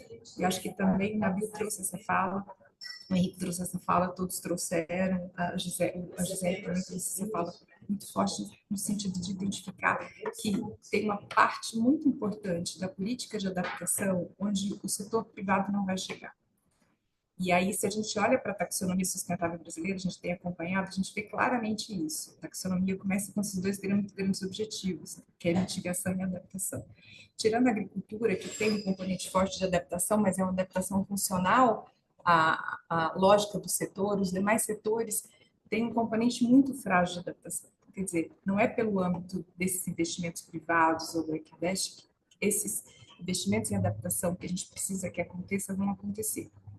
O investimento de adaptação não segue uma lógica setorial, ele segue uma lógica muito ligada ao contexto, muito ligada ao território. A gente está falando de um país de dimensões continentais, com desigualdades estruturais, sociais, de raça, de gênero e regionais muito fortes. Então, tem uma parte aí desse arranjo que não vai ser resolvido pelo Equinvest, obviamente não vai ser resolvido pelo financiamento reembolsável do Fundo Clima via BNDES, ainda que a gente tenha e é fundamental garantir realmente esse reequacionamento de prioridades no PAR, que é o plano de aplicação. Mas ainda assim, uma parcela muito importante desses recursos, seja para construir a capacidade adaptativa de gestão, por exemplo, o exemplo do Adapta Cidades, que é uma iniciativa interessante, mas que tem pouca escala, mas também para fazer, de fato, investimentos em territórios, em lugares, em regiões onde o setor público local, subnacional, não tem essa capacidade de apresentar projetos, não tem a capacidade de se endividar, e acho que isso foi colocado em boa medida. Essa identificação de que tem uma parte aí, que eu acho que essa fala do Nabil, o que precisa ser eminentemente público? Eu acho que a gente precisa amadurecer mais isso. E eu acho que, inclusive, o Inesc tem falado na construção de um sistema único de adaptação, que a Leonor está falando também na construção de um sistema único de adaptação e resiliência, que é quase como se fosse o nosso SUS, atenção básica, né? Então, claro que isso tem que ser focalizado, claro que isso tem que ser orientado, mas é preciso que seja amadurecido esse debate, essa reflexão. Caso contrário, nós vamos ter um reforço de racismo ambiental, de racismo estrutural, de desigualdades regionais e de exclusão de uma grande parcela da população do potencial dos governos, sejam eles federais ou subnacionais, de apresentar respostas para os desafios dos extremos climáticos que já estão presentes. E aí, eu acho que o que distou um pouco a minha fala dos demais, no sentido de reconhecendo que precisamos de mecanismos inovadores, reconhecendo que o governo tem sido altamente capaz de construir inovações. E aí a captação via títulos soberanos sustentáveis mostra isso, a taxonomia é um instrumento que, embora, né, seja reproduzido em vários lugares, mostra isso, o EcoInvest mostra isso. Então, tem vários mecanismos de inovação que já mostram que é possível. Só que eu acho que ainda falta muito mecanismo de inovação para dentro do Estado, para dentro do orçamento público. E aí não tem a nossa visão, que está bem alinhado um pouco ao que alinhado ao que você tem trabalhado, que precisamos de um recurso público a fundo perdido. Os estados também não têm capacidade de se endividar e muitos municípios também não têm. Mas como resolver, sendo que nós temos uma trava estrutural, que é o arcabouço fiscal, que é a limitação de gastos primários, a tendência de se criar fundos por fora do orçamento público, como o próprio exemplo que a Sueli, que você está trazendo do fundo de adaptação, poderia ser uma solução, mas é uma solução complexa também em muitas questões. Então, quando a gente olha a raiz do problema, a gente identifica estruturalmente que, de fato, não é possível dar respostas na dimensão, na escala que precisam ser dadas, sem que a gente discuta a questão do arcabouço fiscal, sem que a gente realmente avance no sentido de reconhecer como sociedade, como capacidade organizativa da sociedade para pressionar as instituições públicas, inclusive um Congresso Nacional absolutamente refratário a pautas ambientais, sociais e climáticas, exemplo que fez aí com o PL da devastação, que a gente precisa, de fato, tirar clima e meio ambiente do arcabouço fiscal. Porque sem que a gente tire clima e meio ambiente do arcabouço fiscal, a gente vai ficar refém desses mecanismos e desses arranjos que não são sustentáveis também em futuros e outros governos. Então, essa movimentação e esse acúmulo de entendimento, eu acho que é fundamental. Agora, tirar para quê? Para tudo? Obviamente não, eu acho que tem que sim amadurecer a discussão de que tem uma parte que pode ser resolvida pelo financiamento privado, mas com mecanismos que precisam ser aprimorados. Tem uma parte que pode ser resolvida, como o Nabil falou, com mecanismos mais ágeis de estruturação de projetos, de composição de diferentes fontes de financiamento, em condições para que alguns entes, e muitos têm capacidade de endividar, de apresentar projetos, possam apresentar os seus projetos e financiar, seja no Fundo de Adaptação Global, seja no fundo, nos fundos multilaterais, seja junto aos bancos multilaterais, por exemplo, a COFIEX. A gente tem acompanhado também os financiamentos de projetos pela COFIEX. Tem lá resoluções que favorecem, tentam facilitar e alavancar recursos via bancos multilaterais para políticas de clima e inclusive adaptação. Então, uma parte disso pode ser resolvida via dívida, mas tem uma parte que não pode. Agora, que parte é essa que não pode? Acho que falta muita capacidade do governo de identificar isso. E aí tem que ser baseado na ciência, assim, tem que ser quais são, até acho que o documento também que você trouxe, índices de risco climático, impactos socioeconômicos, tem que ter uma série de informações, de bases, que articulam informações para identificar onde aquele recurso tem que chegar, com que modelo, com que formato aquele recurso tem que chegar, e que, de fato, onde precisa chegar e não tem condição para chegar de outra forma, tem que ser orçamento público. Para isso, a gente tem que liberar espaço fiscal para que isso possa acontecer, porque hoje não é por uma falta de vontade. Claro que também tem a capacidade de gestão, né, Henrico? Assim, não dá para MMA passar a gerir 5 bilhões à noite por dia, mas não vai, e 99% hoje vai para o BNDES, porque não tem espaço fiscal, porque o primário é travado. Isso acontece com o Fundo Nacional de Meio Ambiente. O antigo Fundo Nacional de Meio Ambiente, que está lá colocado como meio de implementação na Estratégia Nacional de Mitigação. A regulamentação do FUNCAP, que é o Fundo de Calamidade Pública, que nunca foi feita, também poderia ser um fundo. Então, existem fundos que já existem, que poderiam ser, com capacidade inovativa, a exemplo do que foi feito com o Ecoinvest e o Fundo Clima, serem fundos que são funcionais e complementares à estratégia de financiamento climático para adaptação. Mas, para isso, precisamos enfrentar esse desafio e tem já iniciativas no Congresso. A gente sabe que temos pouca força política, mas existem iniciativas no Congresso para tirar clima e meio ambiente do arcabouço fiscal. Então, acho que a gente precisa enfrentar esse debate com uma medida fundamental, embora como fonte e canal complementar a toda a estratégia que tem sido montada. Então, acho que basicamente é isso que eu queria dizer. Muito obrigada pelo debate, que está bastante interessante. Temos muita coisa para construir coletivamente pela frente. Muito obrigada, Alessandra. Eu vou trazer agora algumas perguntas que vieram do nosso chat e também abrir aqui o microfone também para quem quiser fazer perguntas falando. Uma primeira pergunta que veio da Ana Cárcamo, do Greenpeace Brasil, vai para o Érico e para o Nabil. Ela falou, pelo que pude identificar, o Brasil nunca acessou o Fundo de Adaptação. Teria como confirmar essa informação, explicar o porquê e se existe algum plano de acessá-lo? Aí a segunda pergunta é para o Érico, do Daniel Porcel, do Talanoa. Ele coloca, semana passada, o Adapta Cidade selecionou 581 municípios prioritários. O Fundo Clima poderia financiá-lo? Ou quais seriam caminhos para avançar essa iniciativa? E aí eu deixo aberto aqui, caso mais alguém tenha alguma pergunta para direcionar para os convidados e convidadas, que possam levantar a mão e fazer, por favor, que aí a gente faz uma rodada só de respostas. Mas se não tiver nenhuma, Eu levantei a mão, tá, mas tá, o meu fundo de tela eu acho que tá camuflando a mãozinha aqui. assim, Dá pra ver. a pergunta, por favor, Flávia. Eu queria deixar Oi, gente, Flávia, da WWF Brasil, né? Queria deixar uma pergunta também, assim, por causa dessa reflexão sobre grandes investimentos, né, em mitigação e pouco em adaptação, né?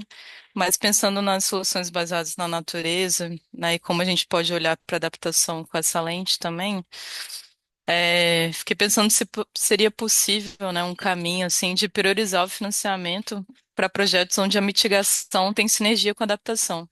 Então, por exemplo, né, uma restauração de manguezais que contribui tanto para a mitigação quanto para a adaptação, ou recuperação de encostas, né, matas ciliares, investimento em arborização urbana. Então, tem várias ações assim que hoje são classificadas como mitigação prioritariamente, né, mas que também contribuem para adaptar as cidades aí, né, para os eventos extremos. E, além de tudo, tem um componente forte, né, de conservação de biodiversidade. Poderia ter outras ações também, né, mais de fortalecimento de unidades de conservação, territórios de comunidades tradicionais, né, comunidades indígenas. Então, queria perguntar, assim, se esse é um caminho, assim, possível, se já existe esse caminho, né, ou se seria um caminho possível de incidência também da gente fortalecer a adaptação por meio desses investimentos que já existem para mitigação. É isso, obrigada. Obrigada, Flávia. Eu vi aqui que a Luciana de Oliveira colocou uma pergunta. Ela colocou que a fala da Gisele trouxe o metrô como um exemplo de maladaptação, e se sim, ela pergunta, né, como o Plano Clima, a partir da cosmovisão que foi apresentada por Peregun, pode incidir para transformar esse cenário e promover justiça climática. Eu não vi mais nenhuma mãozinha levantada aqui, mas caso não tenha mesmo nenhuma outra intervenção, eu queria passar agora o retorno para os nossos debatedores aqui, para que vocês possam responder as perguntas e as intervenções que foram colocadas e também fazer a fala de encerramento, por favor. Eu vou retornar na mesma ordem que a gente iniciou, começando com o Érico. Maravilha, Tainá, obrigado. O quê? 3 minutinhos, 5 minutinhos, só para dá para ficar, só para entender quanto tempo que tem. Isso, acho que se a gente ficar nos 5 minutos, fica ótimo para a gente conseguir encerrar até meio-dia. Tá bom, tá bom. Então, antes de responder as perguntas, bem rápido aqui, só reforçar alguns pontos aqui, comentar. Acho que excelente debate. Mais uma vez aí, obrigado, Sueli, pelo convite e a todos pela participação. Só reforçar os pontos. Acho que é isso. O Nabil trouxe uma perspectiva muito interessante do privado, né? Da gente pensar a escala do privado e trouxe, gostaria de reforçar a questão do BNDES Cidades. Assim, isso é muito inovador mesmo, não só para adaptação, mas para várias áreas. Você conseguir estar a estruturação ali, né? Junto com o crédito, e você conseguir fomentar o projeto e tal. Mas aí da fala da Alessandra, no comentário que não deu tempo na minha primeira intervenção, mas que é legal de fazer, né? Que é um debate que a gente tem muito lá no Comitê Gestor do Fundo Clima também, né? Da discussão de que o pouco recurso não reembolsável não dá para ser dissociada da discussão do arcabouço fiscal brasileiro, assim. Então, né, por isso que eu quis começar falando de adaptação. Olha, financiamento para adaptação é um problema global, né? Então, a gente nunca pode tentar ser mais realista que o rei. A gente tem que trazer aqui para a nossa realidade, buscar soluções locais, mas a gente tem essa especificidade de um arcabouço fiscal distinto, né? E que, enfim, né, na questão da modalidade não reembolsável do Fundo Clima, a gente tem o que tecnicamente chamamos lá de limite de movimentação e empenho, né? Então ele compete com pagamento de servidores, compete com orçamentos vinculados, então é difícil para o MMA executar. E aí a gente pensando, né, que por mais que a gente tenha que atrair, né, ao máximo o setor privado para a agenda, a gente vai depender, em certa medida, nessa agenda, em alguns lugares, é o orçamento público mesmo, né? Isso ficou muito claro em várias falas aqui. A gente tem que pensar soluções e alternativas para isso avançar. Então, esse comentário. Aí, das perguntas, tá? Do Fundo de Adaptação, realmente o Brasil nunca acessou. A boa notícia, a Autoridade Nacional Designada para o fundo, ele funciona parecido com o Green Climate Fund, com o GEF, com o CIF e tal. A autoridade nacional designada para o fundo é a SMC, lá na figura do secretário Luiz, né? Então está lá com a gente esse trabalho. A gente fez um trabalho no final do ano passado, né? Início desse ano, lançou um edital para acreditar 2 entidades brasileiras. Foi um edital muito elogiado pelo Fundo de Adaptação, porque foi um edital público, com os critérios bem claros. Então, a gente, nesse edital, né? Os 2 selecionados foram o Fumbio e o ISPN, o Instituto de Sociedade, População e Natureza, e eles estão agora nos trâmites junto ao próprio fundo, que aí são os títulos do fundo, para se acreditarem. Então a gente, né, tem expectativa de que, uma vez acreditados, a gente consiga ter acesso, mas esses fundos todos levam um tempo, assim, né? E é isso, o fundo de adaptação a gente não acessou porque ele era mais para CIDs e LDCs mesmo. Então, só esse comentário, mas buscamos avançar nisso. Só que aí deixa uma provocação também. O Fundo de Adaptação tem limite, sempre falo isso com a Nathalie, né? Ele tem envelope de recursos por país e o limite aumentou, era só 10 milhões de dólares, era um fundo muito pequeno para CIDs e LDCs. Ele vem aumentando, mas atualmente ele está em 40 milhões de dólares por país, né? E eu acho que a necessidade de adaptação do Brasil perpassa. Então é como que usar isso de maneira, né, de capital catalítico para alavancar outros recursos. Então, só deixar essa provocação. Do Adapta Cidades, estruturação de projetos, da lista de projetos da Adapta Cidades que surgiu também. Sim, a ideia é exatamente essa e vai ao encontro do que o Nabil falou, né? A questão da dificuldade para a estruturação de projetos. Teve um comentário no chat também de até dificuldades de pessoal em alguns municípios, né? De capacidade. Então, a Adapta Cidades é muito inovador nessa perspectiva. Então, ele tem um componente de capacitação, inclusive em financiamento climático, né? E acho que até para você sair do nível da ideia e gerar um projeto, você precisa, né, de planejamento, de instrumentos de planejamento, para que isso depois, as diretrizes, virem projetos. Então, o Adapta Cidade, sim, os municípios lá depois podem ser financiados pelo Fundo Clima, e a gente tem feito um trabalho grande lá no Ministério, também com o programa Cidades Verdes Resilientes, né? Também tem uma lista de municípios prioritários, lá com o diretor Maurício Guerra, lá na Secretaria de Qualidade Ambiental do Adalberto. Então, a gente tem feito um trabalho muito de aproximar as iniciativas, inclusive aproximou ao colocar, e aí vai no comentário da Flávia aí, soluções baseadas na natureza de maneira muito direta no par do Fundo Clima, assim, está muito explícito nessa perspectiva também de co-benefício. E aí a última intervenção, mais também um pedido barra divulgação aqui, um momento jabá, né? Acho que a Marina do Wix está aqui com a gente também. A gente está começando a discutir, né? E avançando na discussão das estratégias transversais do Plano Clima, né? Então a gente fez todo o pacote, mitigação, adaptação, os planos setoriais de mitigação estão em consulta pública agora. Foi um trabalho hercúleo, assim, é muita coisa, né? 16 planos de adaptação, 7 mitigação, mais as estratégias. E agora, para quem já viu aquele slide 1000 vezes da estrutura do plano, a gente está na parte amarelinha ali, que são as estratégias transversais. E a gente está começando o debate da estratégia transversal de meio de implementação. Devemos fazer um webinário de lançamento ainda agora em agosto. Então, muito interessante aqui o debate, trouxe muitas reflexões e financiamento para adaptação vai ser um dos temas que a gente vai discutir. Então, já deixo o convite para que a gente vá debatendo isso junto. E acho que era isso, Tainá. Obrigado, consegui finzinho. Ganhei meu 2 minutinhos do início e fechei. Muito obrigado. Fico aqui para ouvir as considerações finais. Muito obrigada, Érico. Eu queria só trazer uma pergunta que veio aqui, depois que eu já tinha passado a palavra, do Rodrigo Jesus, do Greenpeace, que ele pergunta como abrir o caminho de diálogo com a iniciativa privada para financiar os projetos de base comunitária, uma vez que os critérios de investimento usados levam em consideração o retorno financeiro. E aí vou deixar essa pergunta aí para os próximos debatedores. Aí vou passar a palavra para a Sueli, para as considerações finais. Acho que tem que tentar abrir esse caminho com a iniciativa privada, com certeza.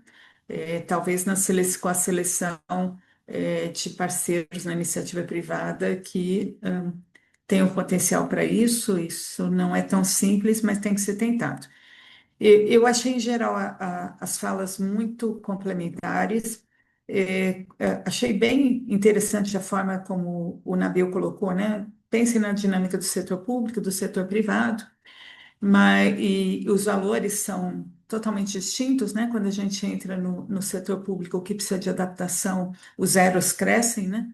Mas, de qualquer forma, eu entendo e insisto que dentro do que nós temos para o Fundo Clima, que não é pouco, nós temos que tentar garantir um aporte maior de recursos para adaptação.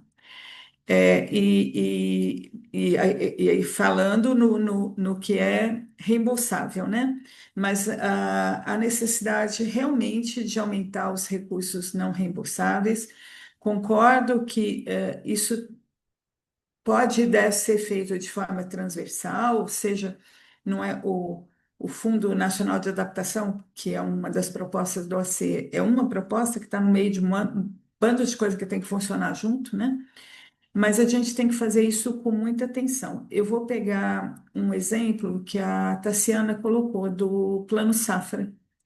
O Plano Safra movimenta um dinheiro louco todo ano, e nós temos a inserção da questão climática quando o governo reduziu os juros, né, para os financiamentos que olhassem a agricultura de baixo carbono, né? Eu, pessoalmente, pegando esse exemplo, eu acho que o governo pode e deve ir muito além do que isso no Plano Safra. O recurso ele é governamental, e o governo poderia e deveria exigir realmente não só abaixar os juros, mas exigir ou compartimentar no Plano Safra. Eu vou investir no mínimo tantos por cento do Plano Safra em agricultura de baixo carbono e ponto. Assim, eu acho que tem que ser muito mais incisivo, porque o Plano Safra ele pode ter empreendimentos que são ótimos para adaptação e pode ter empreendimentos que são péssimos para adaptação. Vai além da marcação, é isso que eu quero ressaltar. Nós estamos acompanhando também a questão da tentativa do governo de fazer as marcações climáticas no orçamento, e chega exatamente nessas dúvidas, quando chega um exemplo do Plano Safra, ou quando está falando em energia, né? Tem investimentos em energia que são ótimos para o clima e tem investimentos que são péssimos. E não dá para marcar simplesmente com os rótulos orçamentários que a gente tem hoje. Então, você teria que deixar claro que volume de recursos do Plano Safra a gente vai considerar, que tipo de empreendimento a gente vai considerar adaptação, né?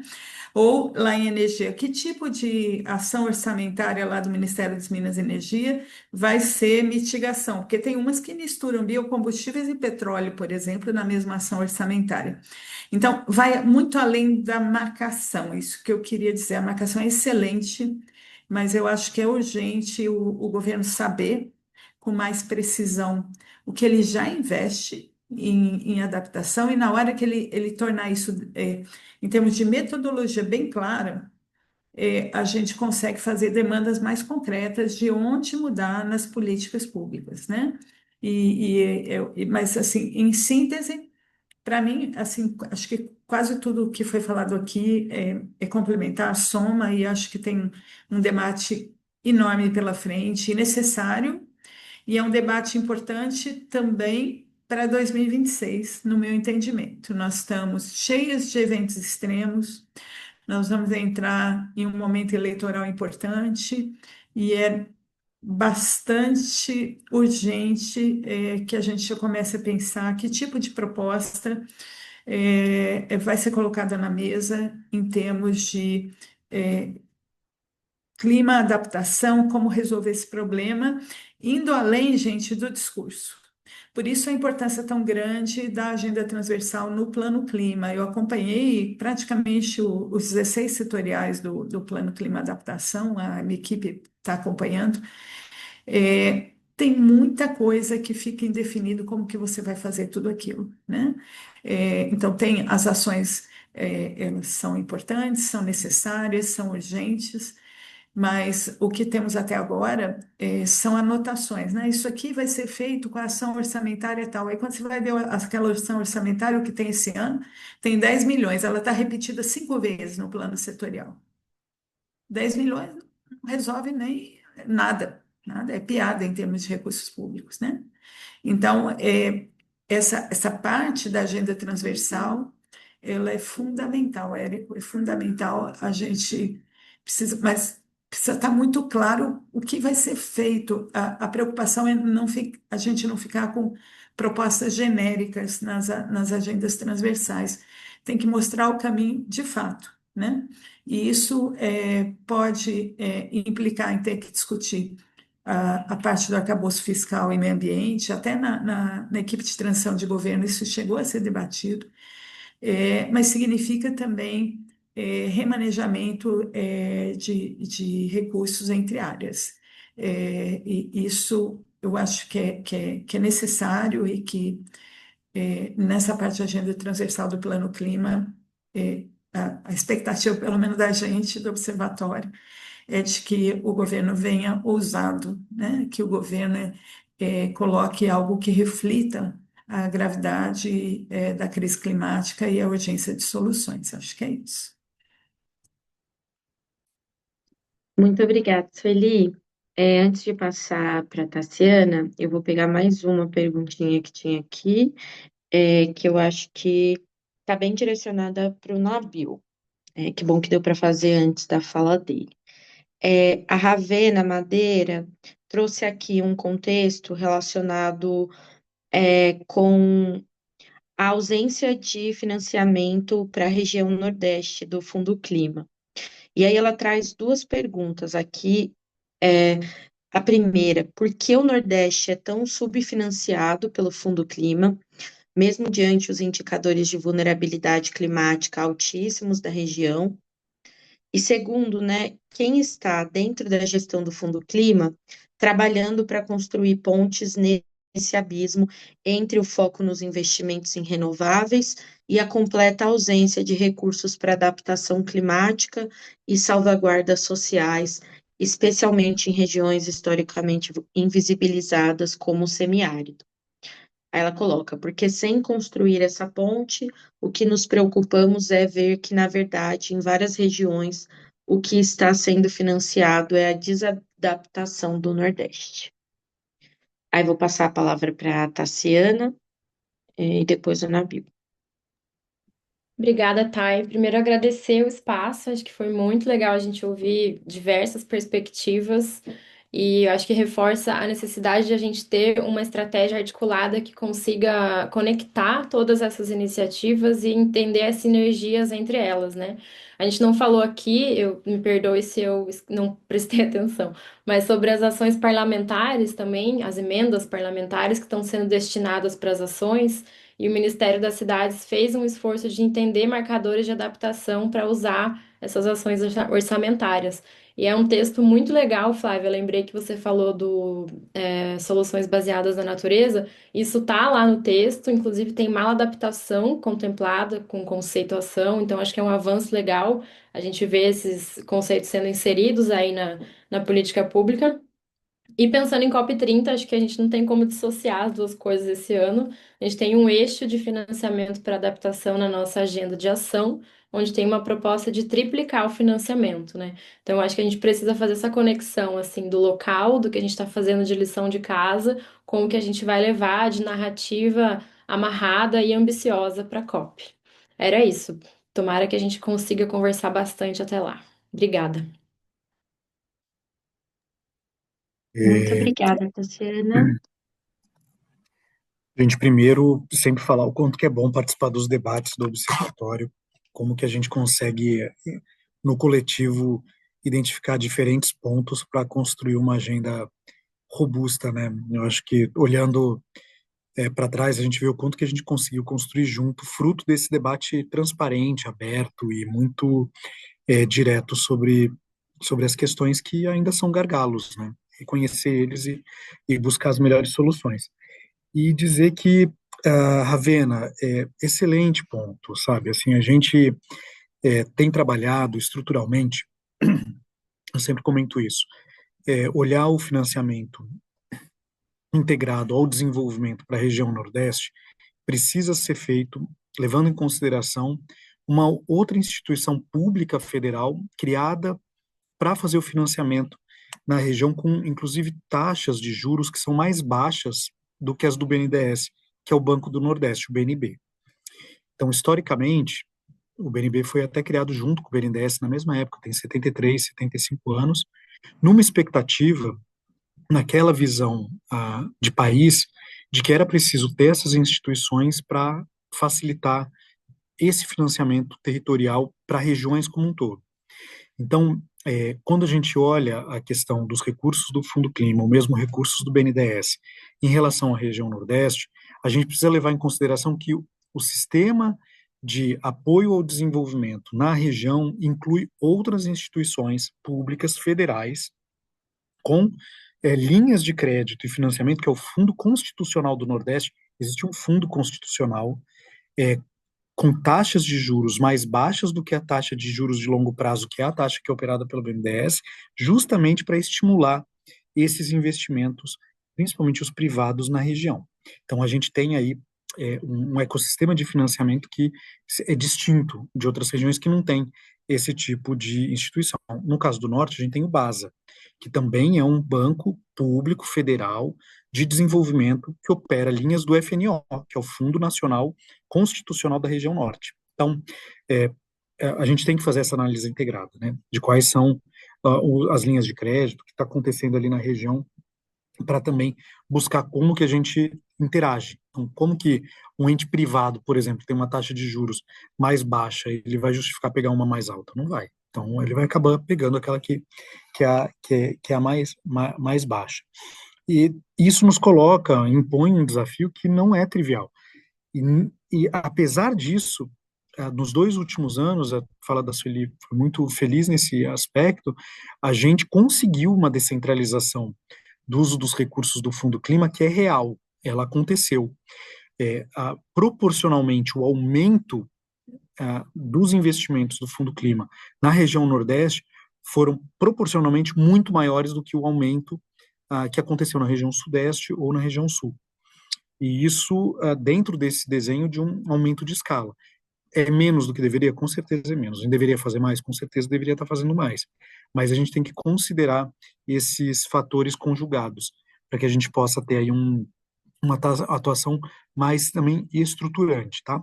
Sobre a questão da adaptação e do investimento nos renováveis, acho que os elementos do que eu trouxe na minha fala inicial podem dar também alguns caminhos para isso que foi dito, né?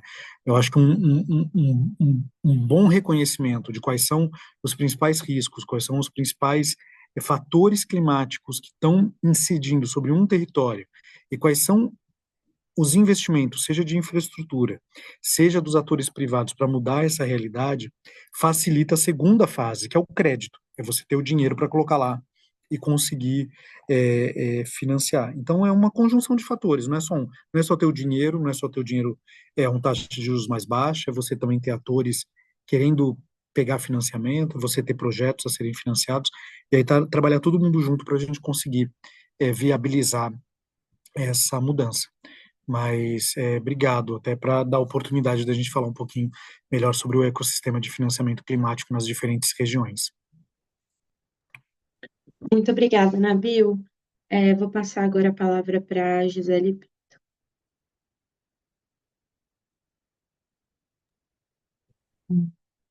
Bom, primeiro, de novo, né, agradecer pelo convite, pelo debate, pela possibilidade de estar aqui ouvindo todas as perspectivas. Acho que a minha pergunta fizeram para mim é se eu achava o metrô má adaptação. Não, não acho o metrô má adaptação. Eu acho que o que não pode acontecer é ela gerar problemas, né? É comum que soluções que são muito eficientes do ponto de vista da mitigação das emissões gerem alguns consensos, né? Então, a chegada do metrô, né, ou você remover pessoas que estão em áreas de alto risco geológico, por exemplo, não pode diminuir, né, a importância dos riscos à vida gerada a partir disso, né? Uma pessoa que perde o lugar onde ela mora, onde ela gera renda, né? Ela é jogada a outro tipo de risco, inclusive a própria vida. Uma pessoa que é desapropriada por conta de uma grande obra de infraestrutura, ela também é levada a outros tipos de risco. A gente tem feito alguns estudos, né, mostrando o desenvolvimento, né, e mesmo o desenvolvimento, a gente falou sobre soluções baseadas na natureza. Aqui em São Paulo a gente teve um caso recente, né, de uma solução, a prefeitura mobilizou um instrumento para retirar pessoas de uma área, moradores de rua que moravam ali debaixo do minhocão, aí bota lá uma solução da natureza, claro, né? Tem todas, a gente sabe tudo isso, mas o que a gente tem dito também é que não existe solução que se não tiver compromisso com com a vida, né, com o enfrentamento das injustiças, que não seja problemática. Então, eu acho que é importante que o financiamento, né, que é um financiamento desse tamanho, né, acho que a gente está mais preocupada com a chegada do dinheiro e como esse dinheiro vai alavancar novas formas de desigualdade do que exatamente com a ausência desse dinheiro. Porque se essa melhora produzir embranquecimento, produzir desapropriação, produzir. Foi falado aí da desadaptação, né, do Nordeste. Se produzir esse tipo de rompimento, ele é problemático.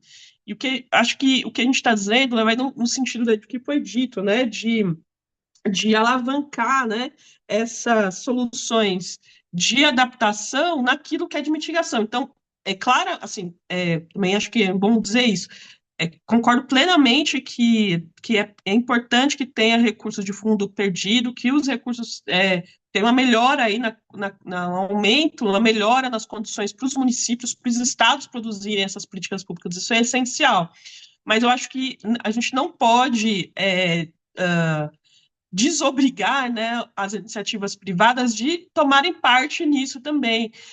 E isso tem a ver com esse financiamento seja comprometido com isso, que o financiamento seja comprometido com a adaptação, então juntar, acho que foi, não lembro aqui quem disse, mas